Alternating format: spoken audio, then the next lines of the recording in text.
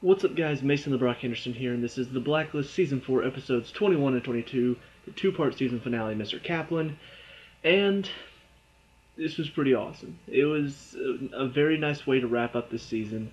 Very well paced. I thought the first episode did a very good job of setting up kind of a final-ish showdown between Red and Kaplan, and then, of course, Kaplan has her own plan in mind, so it ends up she wasn't able to prove what she thought she could, and so she offers her testimony to Gale to go before a grand jury and try the case. And then, of course, Reddington has a plan for that as well. So let's talk about the first episode of the two, because this one, like I said, very good setup. It really showed that they know how to pace these episodes. Like, you could have rushed through a lot of it. You could have maybe taken too much time and then had to rush these final two episodes to get through everything. But to be honest, I mean, just looking at this second half of the season, everything that they did with Mr. Kaplan, everything from her revealing that she's back in the game, to finding out that she's the one behind it all, to the bodies that she dug up from the ice, to introducing Gale, to bringing her plan into place, and just everything that happened, it was so well set up that this second to last episode really just sort of feels like it's almost the finale. And so even when it's ending, I'm just like, hang on, we still got one episode left. What's going to happen now? But anyway, we see that apparently Kaplan is trying to get Reddington's agreement with the task force. I think the Department of Defense is the one that gave it to him. I can't remember which department did it. But she's trying to get that agreement so that they can use that as proof. She's trying to give that to Gale so he can use it as proof to take down the task force, which I find very interesting, because it's almost like, in her mind, the only way for her to protect Elizabeth at this point is to destroy the task force and, separate them from Reddington. So even though Elizabeth would end up in jail, for her, that's a better outcome than if she continues to work with Reddington on the task force. I find that very interesting.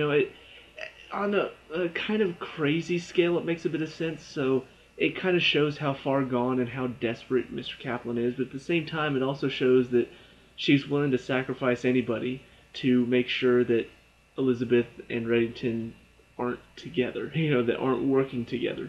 So I really liked how it showed that kind of duality that Kaplan has. But we see that she's trying to get that. She uses this one guy who scoops another guy's eyeball out so he can use it as a scanner. And of course we see Reddington trying to figure out what she's trying to do. He finds the guy with his eyeball taken out, finds out where this other guy went, and so the FBI work with all these other departments to stop this one guy from getting that deal. And I find that very interesting as well, because honestly, in most cases, they would end up capturing the guy, but either it wouldn't be the same guy whenever they captured him, or they opened up his bag and it would have been empty. But for some reason, it didn't. So I find that, I don't know, I kind of like that, because it shows that Kaplan isn't perfect. Where Reddington probably would have had some sort of drop in place inside the tunnels, Kaplan she's just trying to make things work. She is a very good opponent for Reddington, but she's not as good as Reddington. And so it shows that in that flaw where she doesn't really account for the fact that, okay, this guy probably is going to get captured because he's breaking into a place that a lot of other government agencies are not going to want him to break into. So they all team up to stop him. And I find that very interesting. I guess it also shows that Reddington is always one step ahead, even from Kaplan, who is still a pretty good opponent for him. But we also see, she still has a contingency plan in place in case that guy got captured.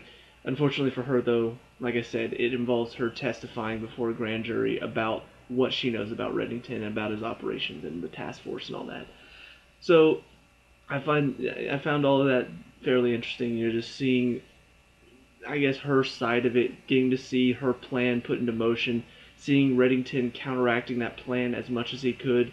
And ultimately, he did. Even though at the end of it, Gale showed up, because that was Kaplan's other plan. was to talk to him. So he showed up just as Reddington was about to possibly finish her off. Um, but yeah, I liked seeing them sort of do battle, almost like a chess match in the first episode. We also saw there was apparently some sort of island that Reddington has. He first offered it to the guy that Kaplan got to work for. Apparently, it's some sort of private island that nobody owns, and he has the key to this one, I think, safe or house. And apparently, whoever opens that house would just be king of the island.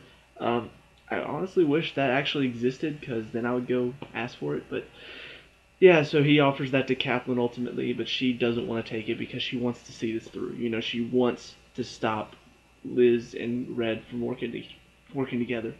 So then that, of course, sets up our second episode where we see Kaplan's willing to testify. We see ROM is being kind of forced to testify. He gets subpoenaed, and what's very interesting about all this is I don't know who the lady in charge of it was, but there was a lady kind of in charge of the grand jury, and she is almost, if not more so, crazy about catching Reddington.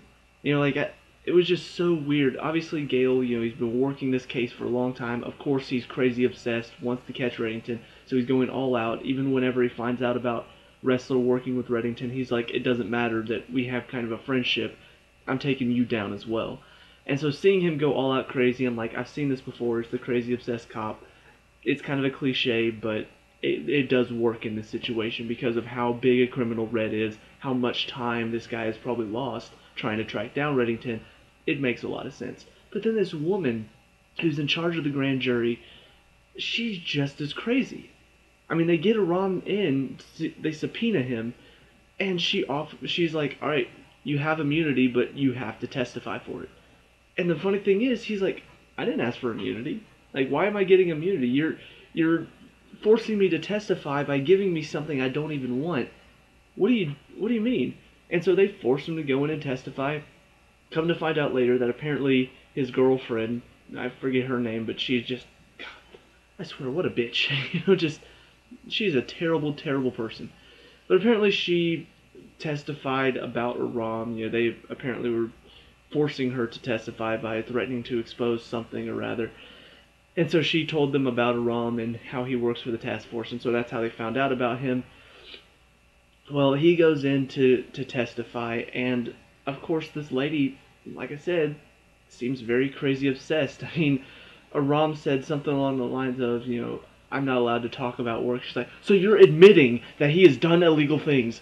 And then ROM's just like, wait, no, you're crazy. And then she just keeps like going off, and it becomes a shouting match. Like, a ROM is trying to defend what they do and talking about how they do good work. You know, they put bad people away, and she's just like out shouting him, place a ROM Mashtabai under arrest. And I'm just like, who is this lady, and why is she so crazy?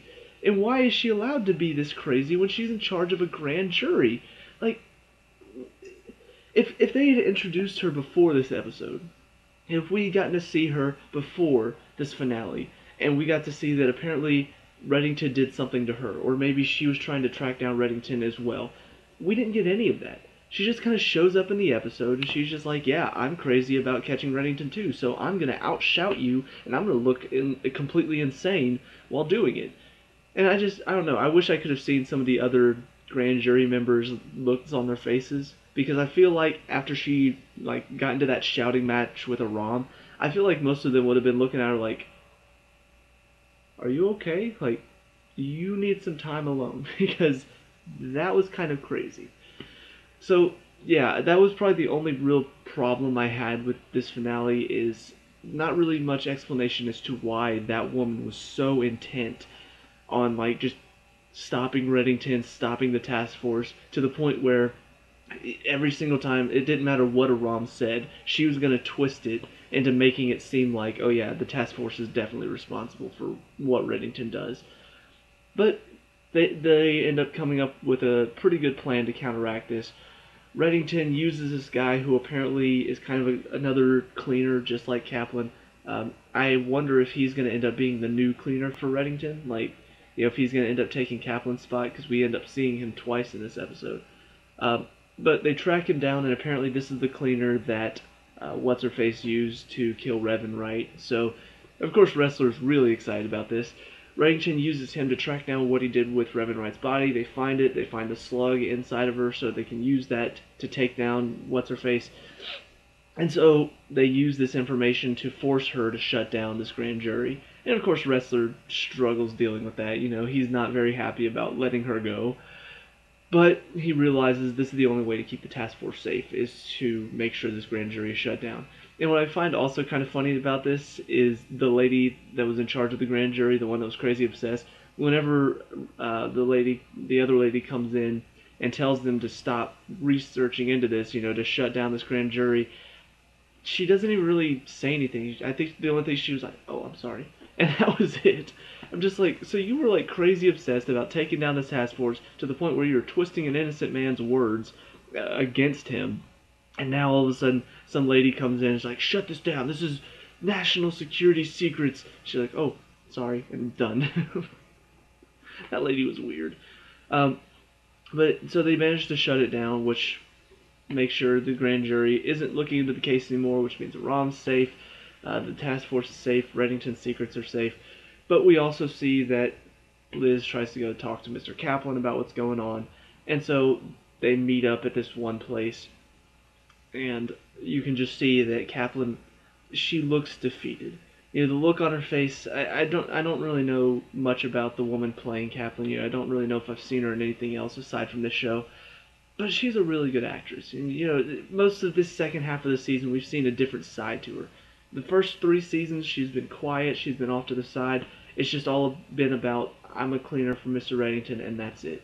She wasn't really outspoken. This season, she definitely had a chance to stand up for herself. The second half of the season, where she's been the bad guy, she's definitely shown just how well she can play that role of antagonist, and she's done a very good job of it. But we've also seen kind of a softer side to her as well when it comes to Liz. And so in this scene, whenever Liz finally meets up with her, that look of just, it's almost like desperation. You know, like this is her last chance to do anything. And so she tells Liz, "Look, I'm going to tell you what to do. You know, I'm going to tell you what secrets Red's been keeping from you. And then from there you can decide what you want to do." And so she's taking Liz to some sort of location. We saw her digging at Katarina's old house, so I'll be curious to see exactly, I guess, what all of this is leading to, because we kind of get a hint at the end, but I'll talk about that in a second. But she's driving Liz somewhere. All of a sudden, Reddington's men track them down, stop her on the road, and then Liz gets out to go with them. Boz is going up to talk to her, and then all of a sudden she pulls out a gun, shoots him, and drives off. I don't know if he's alive or not, but honestly, he's like the only Reddington henchman that I know. You know, I feel like they kind of do that a little bit. Like the first season, there was that one woman that we knew that got killed off early on. And so Boz has kind of been the henchman that we know. You know, he's the ponytail. You know him when you see him. That guy works for Reddington. And so even though we don't really know much about him, we know who he is. And so he gets shot, and I'm just like, don't kill him off. Like, he looks awesome. He looks like a badass. No. But I don't think they ever really confirmed whether or not he actually died. You know, he got shot in the shoulder, which means he could be okay, but then again, she could have hit a vital organ. We don't know yet. So I'll be curious to see if they're, you know, if he's still going to make it, if he's still going to be on the show. I hope so, because like I said, he looks awesome. So, of course, Kaplan drives off. She ends up meeting, I think Reddington actually stops her on a bridge so he can talk to her. The FBI is there, kind of watching over the situation.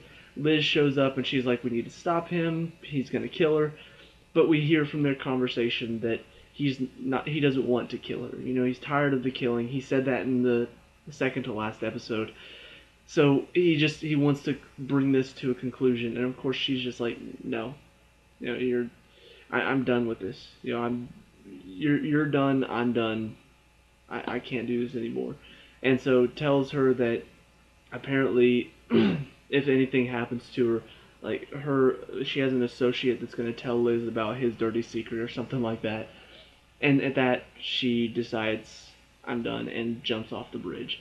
And so Reddington, of course, tries to keep her from jumping, but she doesn't, or he doesn't. She jumps off probably not dead. Just taking a guess because I don't know. You could make the argument that she's older, so maybe a jump from that height into water would kill her. I'm assuming she's probably not though. So we'll see if she is. Maybe she'll come back in a later season. Maybe she'll come back in the last season or something. I don't know, but for now, that's probably the end of Mr. Kaplan on the show. So that's how her whole storyline wraps up. It was very, very interesting getting to see more about her this season. I love what they did with her. I love what they did with her character, giving her a backstory and also making her the antagonist at the same time. Somebody close to Reddington turning on him is also very interesting. So she will be missed. She was a very good character this season. I'm sad that the fact that she was made a good character this season means she also had to not be on the show after this. So then we kind of have a bit of a wrap up. We have Rom gets back to headquarters, and this is after his girlfriend spilled the beans because Samar didn't tell him because she saw how much that girl was making him happy in his little prison confines. And so she didn't tell him that she went to testify. And so whenever he gets out, his girlfriend, of course, comes up and is just like, look, I'm sorry, I had to testify. I had to do it. They were threatening me. And I'm just like, you just dug your own grave. And sure enough, he's like, wait, what? And so he gets back and asks Samar, why didn't you tell me? And she's like, well, I saw she was making you happy. And then they finally kiss. And I'm just like, God, it's been far too long. Like, honestly, as much as I don't mind them, I don't really mind them getting together. I think they might make a good couple.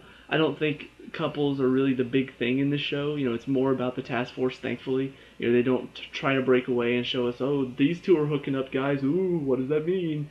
They don't ever really do that. But with these two, they've kind of focused on it a little bit this season. But they went way too long with it. Too many times where it's just like, oh, Rom's seeing this other girl. Oh, but she turns out to be a bad guy, so now he and Samar can hook up. Oh, but now he doesn't trust her. Oh, and now that other girl showed back up, and she's a good guy now, and so now they're back together. Oh, now they're finally together. It took way too long this season. It felt like they could have just wrapped it up so easily. They could have just been like, okay, done. We're done. They're together. Let's just put them together. Let's not spend a whole lot of extra time on it, but they did. So now they're finally together. Thank goodness. Now we don't have to focus on that anymore. Them awkwardly trying to hook up. We also see Cooper gives Liz the envelope. He was talking earlier in the episode about how he got some DNA from Reddington and how he hated the fact that Liz was never able to find out who he was or who Reddington was to her. And so finally, after all this time, she apparently checked the DNA earlier, but she was too scared to open the envelope. And I feel like we saw that. I can't remember now because it's been so long. But I'm pretty sure we did see that at one point she had the envelope but tossed it away. So Cooper gives her the envelope and he's like, I hope you find your answer one day. And so she decides, you know what, I'm ready. Opens it up, goes to Reddington's house and tells him, I can't believe you didn't just tell me you were my father. And so finally we find out, yes, Reddington is her father. The DNA matches up. It checks out. They are related. She's his daughter. We also saw he went, in the penultimate episode, he went to, I guess, his dad's house. And he was talking to him about, I can't believe you didn't tell me my granddaughter was still alive. So I'll be curious to see if his dad plays any more into the story. I don't know if he even has showed up before now. But that's where he went to get his little box to the island. But we now have confirmation. I like the little speech that she gave to Reddington. It was very moving. You know, just that whole, all these emotions that I have. You know, the frustration, the anger, the hatred even. She said all that is because we're family. You know, that's what a family is, and that's what we are. And so it was very touching. The music really helped out as well. It was good, soft music playing in the background. But it was a nice moment between them. And so they hug, and it's just like, oh, that's so sweet. They're family now, and yeah, it was a nice little wrap up there. Before I get to Reddington's final scene, though, Ressler is going to that one woman's house, whose name I can't remember, the woman who killed Reverend Wright, and she wants apparently to give him his FBI badge back personally, because she wants to just taunt him a little bit more. And so she's like, I want you to make sure you understand where you are in this marriage. And so he goes to grab it, and she's like, "Hey, no, you don't act like this in my house." And of course, Ressler's pissed at her because he really wants to put her away. And so he swings, smacks her. Her heel breaks because coincidence, and then she falls and bangs her head on the corner because coincidence, and she's dead. I should feel excited about this, but I also realize that Ressler's in a lot of trouble for this, so yeah.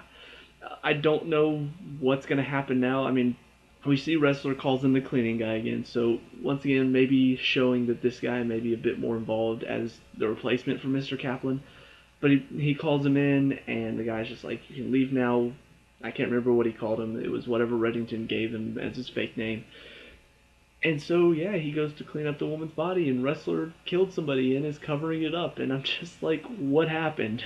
Like, I understand that this woman kind of represents the guy that killed his father. That's what he sees this case as. And it makes a lot of sense, because that's what I think Revan Wright brought up to him whenever she realized what was going on. So I do understand that, but at the same time, it's like, this is still Ressler we're talking about. Like, they call him a Boy Scout for a reason. So I'll be very curious to see what kind of effect this has on him in the future. What's going to happen with him next? Is he going to kind of go crazy from this cover-up?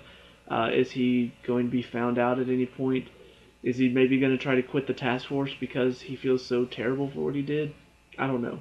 But I do have to say, I am a little disappointed that they're trying to play it off as this was all just an accident. I would have been I don't know, I would have liked it a lot more if maybe in frustration he shoves her into something. But as it was, it's like he slapped her, her heel broke, and then she hit the corner of something, and that's how she died. I'm like, I don't know. I always hate that whenever it happens at a show, whenever they accidentally kill somebody, like, I just shoved them and they hit their head on the table and I don't know what happened. I don't know anymore. I hate that. This one, though, it just goes a little bit beyond that. It wasn't even he shoved her, he just slapped her, and through a very coincidental series of events, she ends up dying. And I'm just like, that's kind of crap. I wish they could have handled that scene a little bit better. As it stands, I guess the impact of the scene is what they were going for. Just Ressler killing this woman is the outcome that they were going for. I just wish how they got there would have been a bit better. Like, I wish it would have been a bit more like he actually threw her against the wall or something, or he really was a bit more physical than just smack, I'm gonna bitch slap you. So yeah, that's the only disappointment there. But then we get to the final scene, which I guess is kind of going to lead into next season, and possibly even next season of the Blacklist Redemption. Reddington and Dembe are talking. I don't know why I forgot his name for a second. They're talking about, how Liz just believed that was Reddington's secret this whole time, that Kaplan was talking about, that he was her father. And of course, I think we all knew that's not it, because what's the point of hiding that if there's not some other alternative reason? And so they get to Katarina's house, and Reddington's like, the suitcase is gone. She must have dug it up. And he's like, we gotta find that damn suitcase. And they drop some sort of hint, like, Dembe says something along the lines of, what happens if she find out what you did to Katarina? And so they're kind of seemingly possibly leading to that Reddington killed her, or maybe is responsible for her death. Maybe he slapped her and her heel broke and she hit the corner of the table. I'm sorry, I should be over that, but it's still kind of frustrating.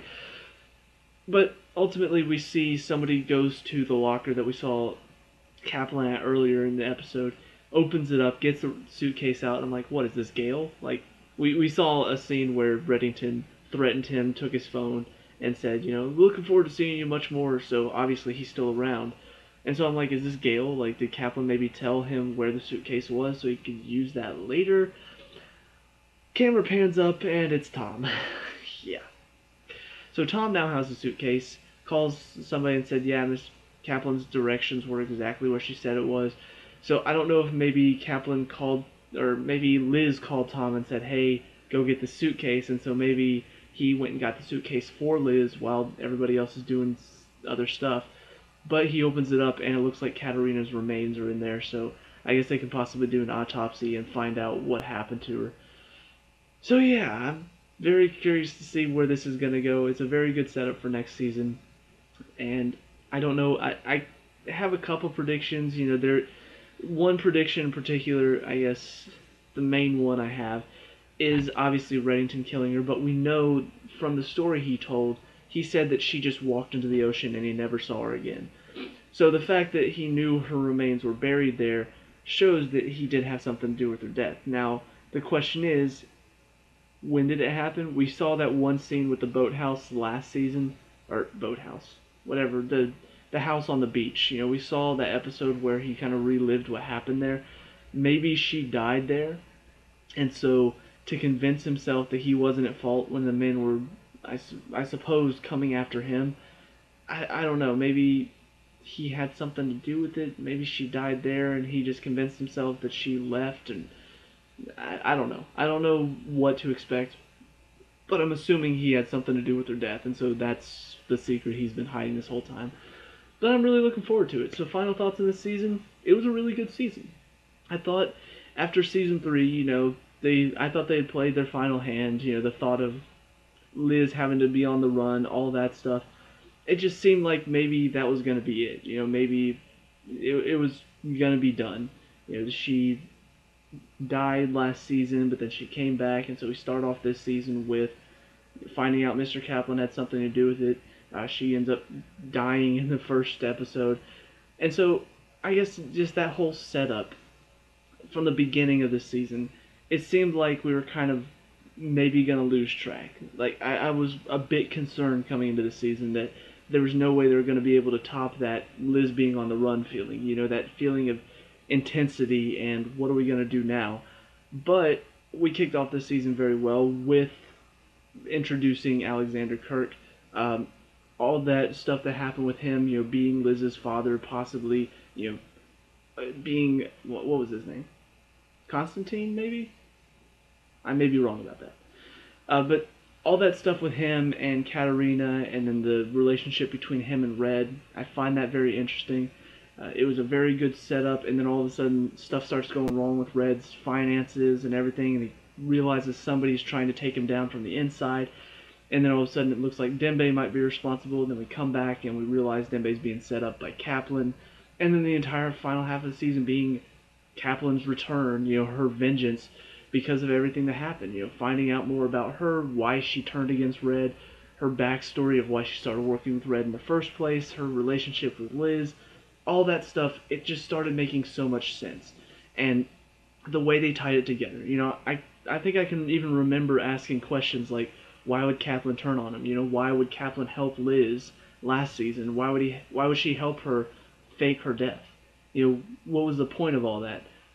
They filled in so many blanks with her backstory this season, and I think it was just very cleverly written. It was very well set up. Very, very good overall season. They connected it very well, and I'm hoping they can continue that connection going forward.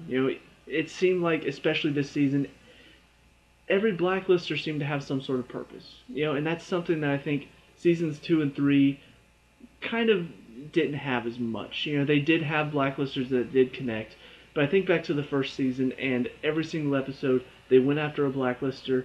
It related to Reddington somehow, related to his overall plan. Last couple seasons, there were a couple episodes that kind of seemed like filler. Stuff was going on with Reddington at the time, but the Blacklisters that they were going for maybe didn't connect to the overarching story. This season definitely had a lot more of a connectivity feel. It made it feel like everything was working to the same goal. It wasn't just, oh, let's go off on this side mission while something else is going on. It really did all feel very connected. So I'm looking forward to seeing how Season 5 is going to go. I'm glad it got renewed because this is a really good show. And I'm looking forward to seeing what they got next season. So let me know what you guys think down in the comment section below. What were your thoughts on this episode and season? Let me know, we could talk about and discuss all that good stuff. Leave a like and subscribe for future Blacklist reviews, and I'll see you at the next one.